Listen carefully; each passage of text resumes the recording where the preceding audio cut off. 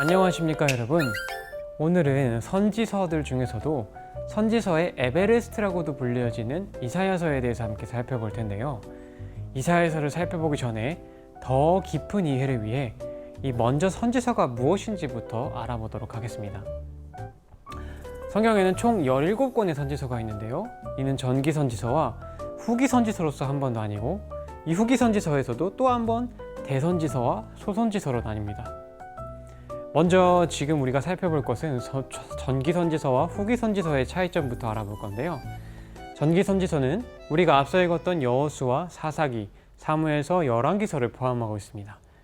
이는 여호수아 때의 가나안 정복 시대부터 바벨론 시대까지의 역사적 기록을 제공해주고 있습니다. 그런데 뭔가 조금 이상하지 않나요? 아까 분명히 선지서라고 했는데 왜 역사적 기록을 제공해주고 있는 걸까요? 그것은 바로 이 역사적 기록들이 하나님께서 자기 백성을 직접 인도하시는 하나의 구원 역사로서 선지서적인 교훈을 주기 때문입니다. 또 한 가지는 이 기록의 저자들이 이 선지자의 위치에 있었기 때문입니다.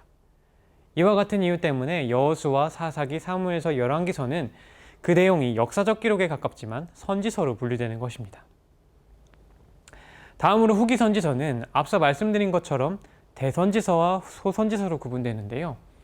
대선지서는 이사야, 예레미야, 에스겔 총 3권, 그리고 소선지서는 다음과 같은 총 12권으로 이루어져 있습니다. 마지막으로 한 가지 더, 어찌 보면 우리가 그 의미를 가장 많이 혼동하는 것일 수 있는데요. 이 대선지서와 소선지서의 구분은 책의 중요도가 아니라 단순히 책의 분량으로 나뉘어진 것이라는 겁니다. 내용이 조금 많아서 헷갈리시죠? 오늘은 딱 2가지만 가지고 가시면 됩니다. 하나는 이사야서는 대선지서라는 것과 대선지서와 소선지서의 나눔은 중요도가 아니라 분량이라는 것입니다. 다시 말해서 선지서는 다 중요하다는 것이겠죠. 이러한 선지서들의 메시지는 주로 2가지로 요약되는데요. 그것은 바로 인간의 죄로 인한 심판과 하나님의 은총으로 인한 위로입니다. 우리가 앞으로 읽게 될 이사야서에서도 이와 같은 메시지들을 담고 있는데요. 이제부터 그 이사야서에 대해서 조금 더 자세히 알아보겠습니다. 먼저 이사야서는 그 분량과 내용이 성경 전체의 모습과 똑 닮아서 성경의 축소판이라고도 불리는데요. 이사야서의 권수가 성경 66권과 동일하게 구성되어 있는 것과 그 내용들도 첫 39장은 구약 성경의 39권처럼 부도덕한 우상 숭배자들을 향한 하나님의 심판의 내용이 주를 이루고 있고, 나머지 27장은 이 신약 성경의 27권처럼 소망과 구원의 내용이 주를 이루고 있다는 점이 바로 그 이유입니다. 이러한 이사야서의 저자는 의심할 여지 없이 이사야 선지자입니다. 이 이사야 선지자가 활동하던 이 시기의 이스라엘은 북이스라엘과 남유다 왕국으로 분열되어 있는 상황이었습니다. 그래서 이사야 선지자는 주로 남유다 왕국에서 활동했던 선지자였습니다. 그는 또한 우시야, 요담, 아하스, 히스기야 총 4명의 왕을 섬기면서 기원전 740년부터 680년까지 약 60년이라는 기간을 활동했습니다. 이 시기의 배경을 잠깐 한번 살펴보면 두 왕국은 애굽과 아수르와 같은 고대 근동의 강대국들 사이에서 새우등이 터지고 있는 상황이었습니다.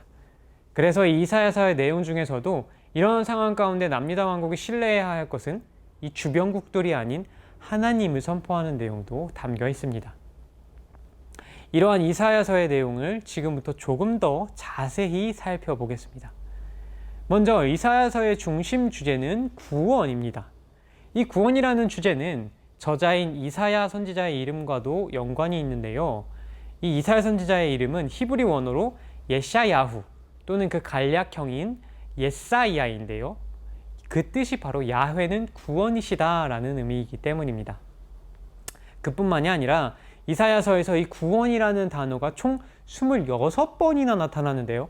다른 선지서에서는 모두 합쳐도 7번밖에 나오지 않는다는 것을 본다면 이 이사야서에서 구원이 얼마나 큰 비중을 차지하고 있는지 알 수 있습니다. 이사야서에서 이토록 강조하고 있는 이 구원은 단순히 부도덕적인 당시의 민족들의 죄악된 행위에서의 구원뿐만이 아니었습니다. 이 구원은 9장 6절에서 7절과 53장 6절에서 말하고 있는 것과 같이 예수 그리스도를 통한 전인류적, 전인격적, 그리고 인간 원죄에 대한 근본적인 구원을 이야기하고 있다는 점에서 이 이사야서는 신학적으로도 굉장히 큰 가치를 가지고 있는 성경이라고 할 수 있습니다. 이러한 주제를 가지고 쓰여진 이사야서는 크게 총 3부로 나뉘어지는데요.